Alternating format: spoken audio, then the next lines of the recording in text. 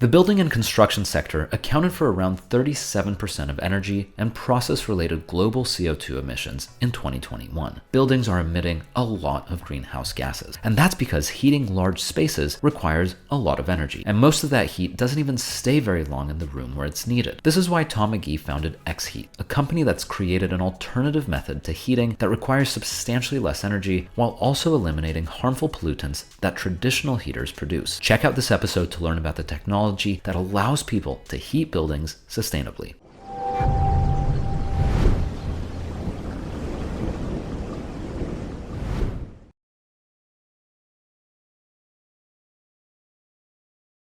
Hey, Tom, thanks so much for joining the Sustainability Champions podcast. Great to have you on the show. Hi, Daniel. Yeah, no, thanks for having me, and looking forward to this one. Of course. So the way I like to start these conversations is really by taking a step back and getting a bigger picture view of what it is that you do. So I like to ask kind of like an elevator pitch of what exactly is it that X-Heat does? Yeah, no, good place to start. So X-Heat is pioneering the use of catalytic combustion, developing systems for multiple applications, operating on a range of different fuels. So these products will be focused on providing heating for domestic and commercial markets to reduce carbon emissions by as much as 90% and energy savings by as much as 50%, which will significantly reduce payback time for the end user.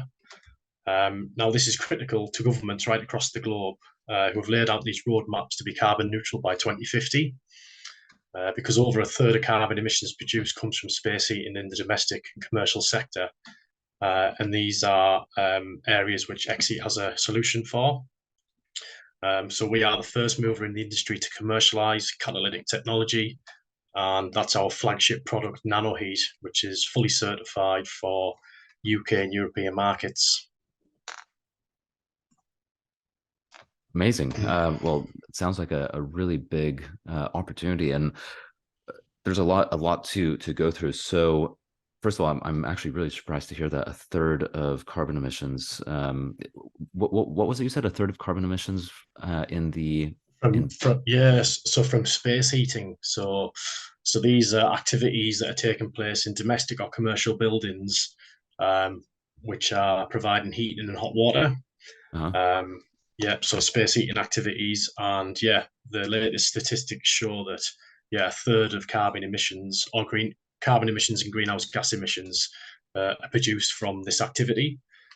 So obviously here in the UK, we're pretty geared towards using gas Hmm. rather than anything else. So it's around yeah 90% of our housing stock and commercial building stock is reliant on gas. And yeah, the gas network is quite a big or a valuable asset as well to the UK economy. So it's a big problem and it's a big asset. And yeah, so it's an interesting space to be in at the minute, Yeah. because there's a lot of innovation taking place trying to solve this big problem. And originally it was all from transportation. The Hmm. most of carbon emissions was coming from transportation, but that is since now being overtaken by yeah this space heating activity. Yeah, that's fascinating. And so the catalytic combustion, I mean, before we go there, the the reason why there's so much greenhouse gas emissions from space heating is because of the use of fossil fuels to create the electricity that actually generates that's used to generate heating, correct? So it's a bit of both. So yeah, we to generate our electricity here in the UK, I think it's around about 70% of our electricity is still generated by yeah gas fired um, power plants Mhm. or yeah steam powered gas fired power plants. Sorry, but then the majority of it is coming from just direct combustion of gas. So this Oh, could I be your gas see. boiler, this could be your gas cooker, Uh-huh. this could be your gas fired space heater in your factory. Yeah, so the majority of the emissions are coming from the direct use of burning gas with traditional combustion methods. Understood. Okay. So yeah, that makes sense. So yeah, you have, as you said, a boiler that runs on gas, or your heater is actually like your air That's right. heater is using gas to heat the air. And so you're looking to change that, because obviously if you're using gas every time you burn that, that creates carbon or broader greenhouse gas emissions. Actually, there's some, certainly in San Francisco, they're looking at removing gas stovetops entirely, just banning it Yeah. for all moving forward, mostly from a an air quality perspective.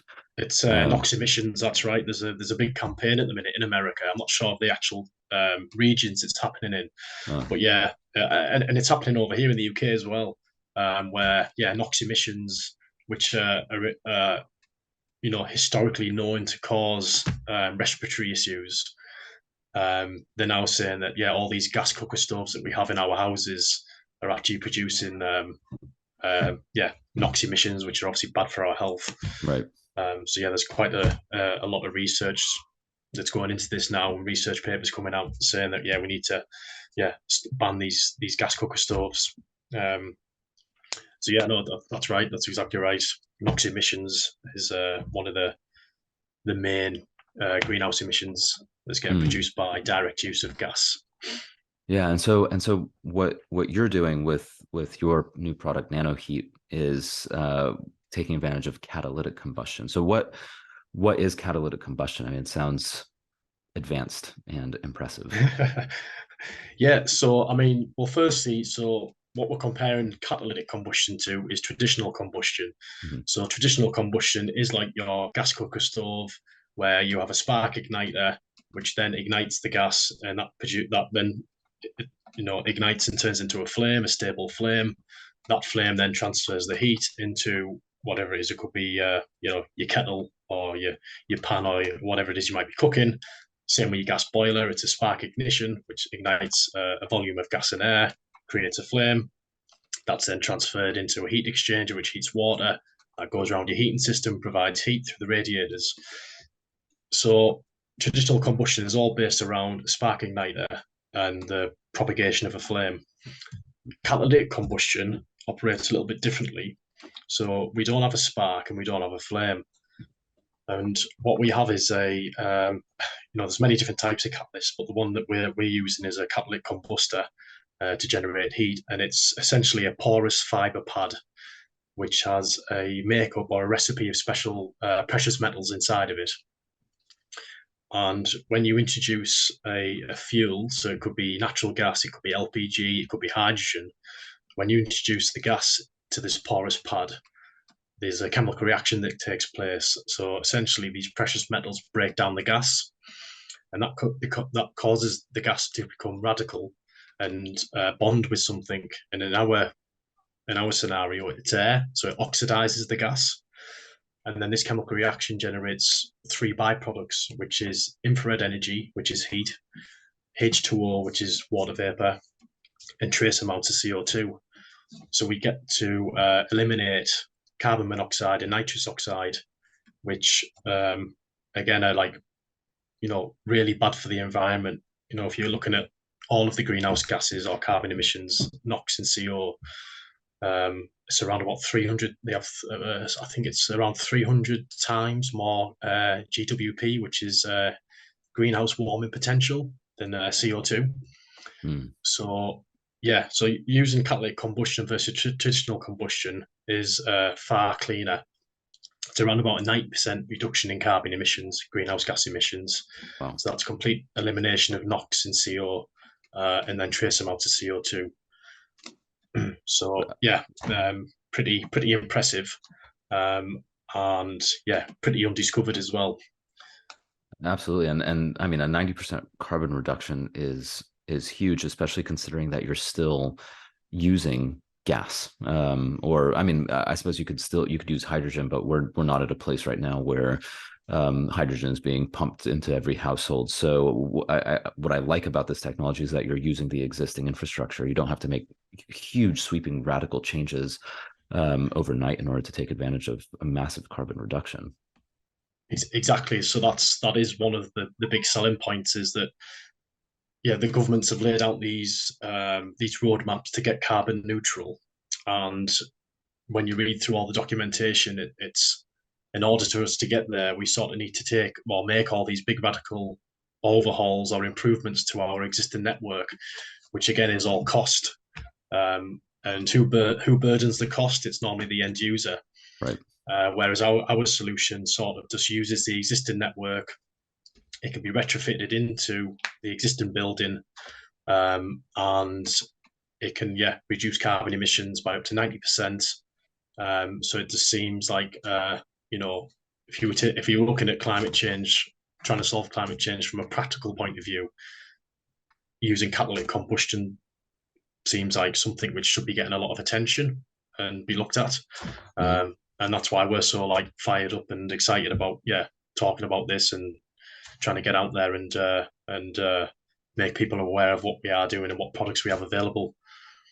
Yeah, I think it makes a lot of sense to.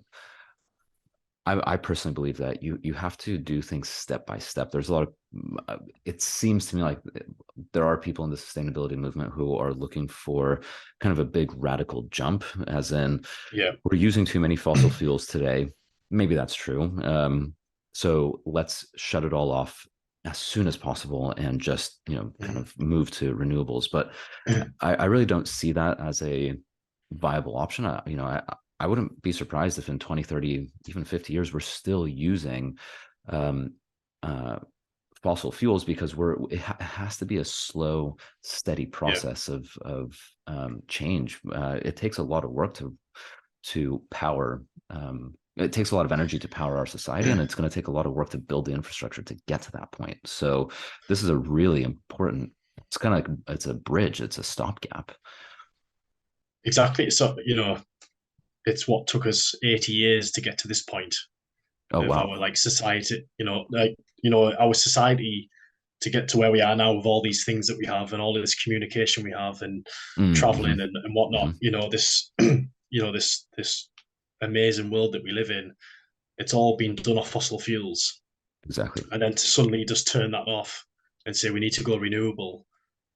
It's you can't just turn something off, which is been the sort of backstop to everything we know for the last 80 years. It's got to be, it's going to take time. It's going to be a slow transition. I think, stepping back and just think, well, how do we get the biggest impact, for the best cost, and not in the shortest time. The idea is to try and keep society stable and keep moving forward, keep advancing, but at the same Mm-hmm. time reduce emissions. So I think if you're sort of looking at like new build, if you're doing like a new building or house or sort of like whatever it might be, if you start from scratch, then absolutely renewable is something you should be looking at.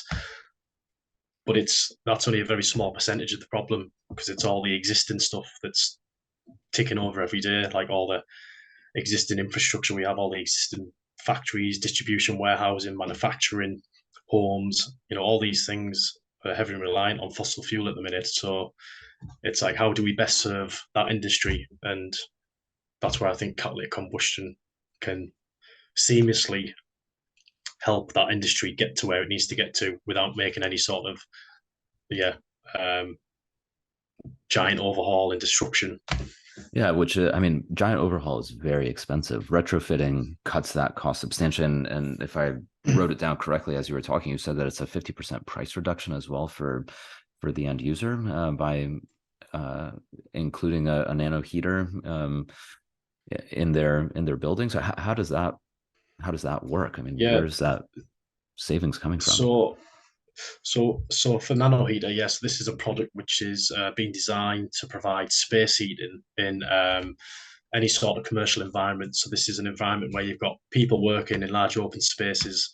So it could be a distribution warehouse, it could be a manufacturing plant, it could be automotive, it could be train stations, industrial units. There's various applications where this can be used. But if you look at the heating systems that exist in these buildings as of today, a lot of them are using hot air, and these buildings are typically poorly insulated. They have high ceilings, They've got roller shutter doors open and closing all day. And so really hot air is not the best system to have in there because obviously hot air rises, you've got that poorly insulated roof, heat, a lot of the heat goes out the roof, you've got the people working on the shop floor. So it's kind of like a mismatch of a system. So what Nano-Heat does, it produces a medium to long wave infrared energy. So this energy, the majority of this energy is only absorbed by organic substrates, which is people, or it could be paint, wooden pallets, basically anything that's an organic substrate. And so we tend to get, we can directly heat the people, which is sort of the whole point of this heating system, is to heat people and not the air.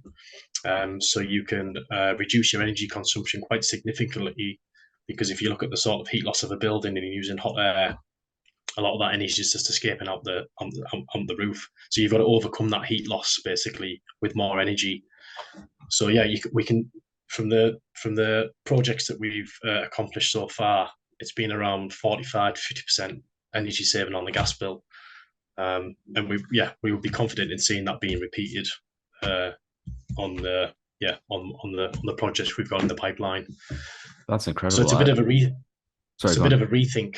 Yeah, it's just a little bit of a rethink of how we heat these buildings, which is all part of how do we achieve net zero. It's got to be a rethink of how we're using energy.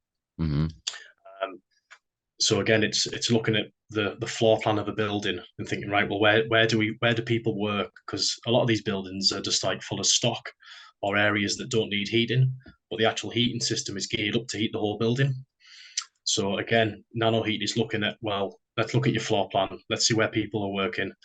Let's look at just heating these areas where there's people, where there's activity, and just by doing that, you can sort of dramatically reduce energy consumption. Yeah, so it's more like you're doing more targeted heating on areas where it actually makes sense to Like have heat. zonal zonal heating, yeah, that's Right. right. And So, I mean, the classic one was when COVID was around, and we sort of had obviously businesses still had to run, but they were doing like staggered staff. You know, you would have half your workforce in on one day and half at the other day and whatnot. So there was a lot of businesses that still had to heat their whole factory, but they only had like maybe 50 or 40% of the workforce in. Whereas if you went zonal, you would have been able to optimize or control your heating system a lot better. yeah. So how does that, I mean, first of all, I remember the first time I experienced infrared heating was actually during a yoga class in London. Um, they have these basically these panels along the walls, and I couldn't really understand what it was, but and then they explained these are heaters, and that's all they said. These are heaters, and I was thinking, okay, well, normally a heater sort of emits heat. Like the closer you get to it, the more you feel the heat, and the further you stand away from it, the less you feel the heat. But it was a very bizarre feeling to sort of stand and kind of like feel the heat everywhere. Yeah, It was a really weird feeling. I wasn't used to it. And it when you're doing yoga, you get all hot and sweaty, and I the fact that it was such a good heater really I didn't like it because it worked it so wasn't good. well. Yeah, it was like I Yeah, really don't need so much heat. I'm already hot and sweaty. Why are you heating me up even more? And it was just too good of a heater. So that infrared heating makes a lot of sense if you can just somehow point it at people sitting at their desks, or like you're saying at a factory, then as they move they'll continue to feel the heat, or if they're sitting they'll continue to feel that heat. But yeah. just on that zonal point, I mean, you keep mentioning a factory floor, so that's what I have in my mind. I mean, if I'm picturing like a really large factory, and you're doing that staggered staffing, just the example you were just talking about, so half of the room is empty. The left half of the room, let's just say, is empty on Monday, Wednesday, and Friday, and the right half of the room is empty on Tuesday and Thursday. So, I mean, how can you do zonal heating using Nano-Heat? Do you have separate heaters and you just turn one on, one off, or yeah, how does that work? Yeah, that's right. So so it's one unit or one nano heater will cover an area of around 50 square meters. Mm-hmm. And yeah, so yeah, depending on what size of area you're trying to heat, you might have one unit, you could have two units, you could have multiple units, and each one has got its own sort of heating controller. So each one can be optimized to come on and off at any certain time of the day, at any temperature as well.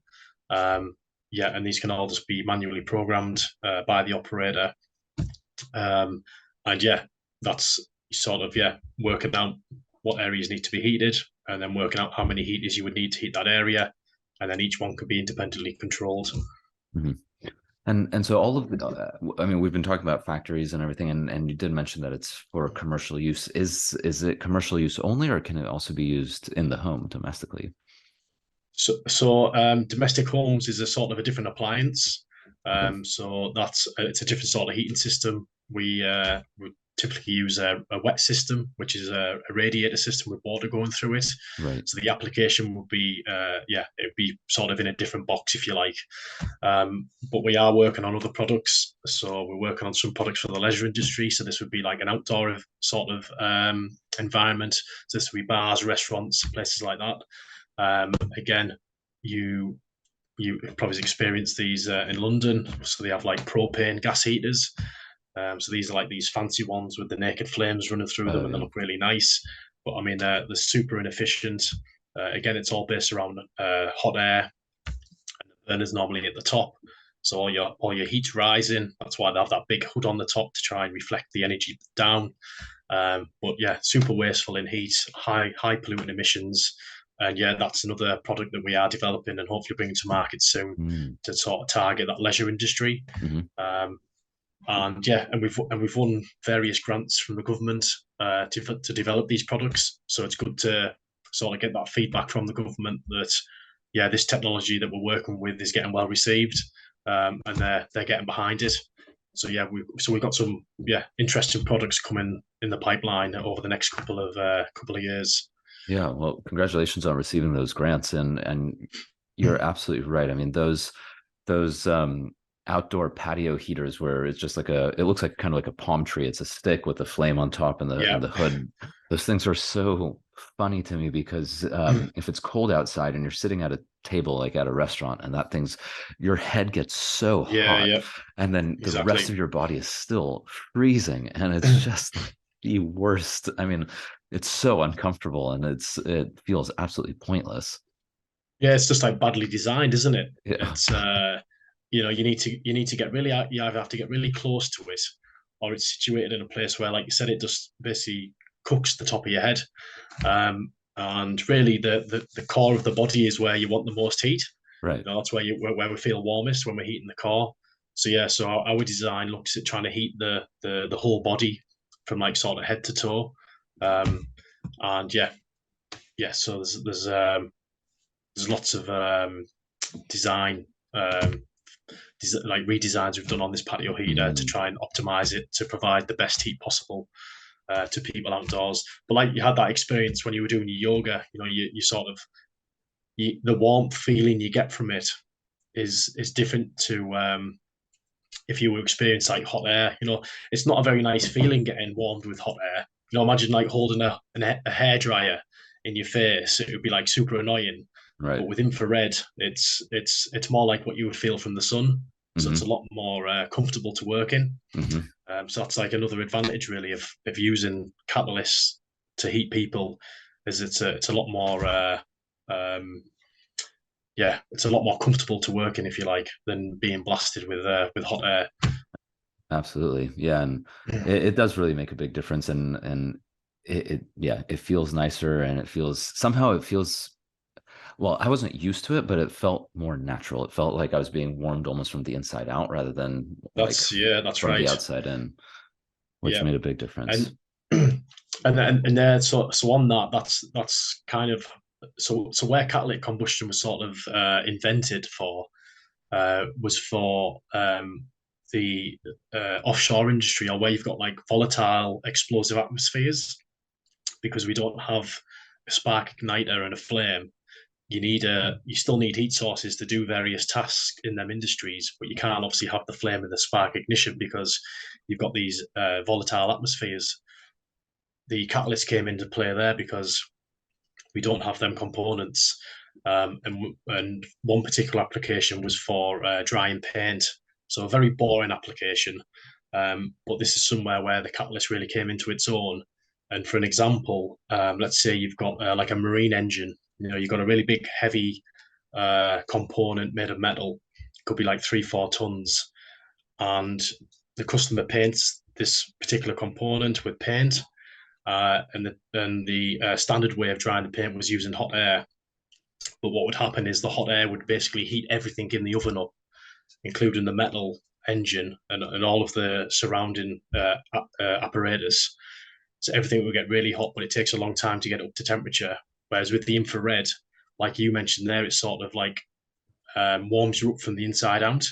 So the infrared would just penetrate the paint, reflect back off the metal, and sort of dry the paint from the inside out. So you'd get really good adhesion, and you get a really good finish. But what you weren't doing is wasting energy on heating everything else up. Right. So you could dramatically reduce drying times. So it was safer because it was intrinsically safe. It was a lot quicker to dry the paint, so the overall cost of the product, the consumer could increase the bottom line. It didn't take as long to cool down, so you could get them packaged up and shipped out the door quicker. They could get There was like so many benefits, and that's where I started my career, was in that industry, and just engaging with the heater and feeling the warmth. I was just like, God, this would be a great heater in a factory or in a bar or restaurant. So yeah, it's good to get that feedback from yourself, saying it sort of felt like it warmed you from the inside out, because that's generally how infrared energy works. Yeah, we absorb infrared energy at around, I think it's like 10 or 8 to 12 microns. So if you look at the electromagnetic wavelength spectrum on there, it's human beings emit energy at around about 8 to 12 microns. So the best emitters are the best absorbers. So if you have a heating system which emits energy at that wavelength, you're going to be a really good absorber of that energy, which is the catalyst, which is generating medium to long wave infrared energy at around about 8 to 10. So that's why you get that nice warm feeling, because it's compatible. Yeah, that's really interesting. It's amazing how the science works behind it.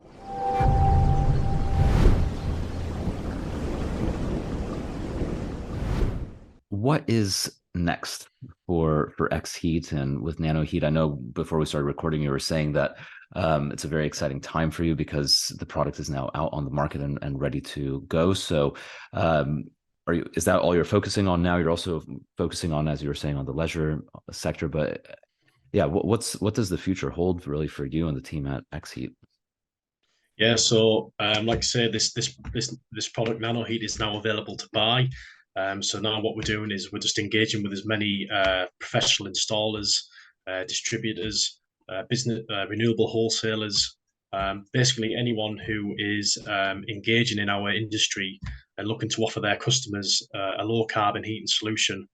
Yeah, we're holding open days right across July and August to invite people into our premises to look at the technology and get more familiar with it, because it's one of them where, again, because you've experienced the feeling, it's sort of like you need to see it to sort of get your head around how it works, because we don't have the flame, we don't have the spark ignition. It's sort of a chemical reaction that takes place and generates this heat. That's very familiar when you feel it, but when you describe it, it sort of sounds unfamiliar.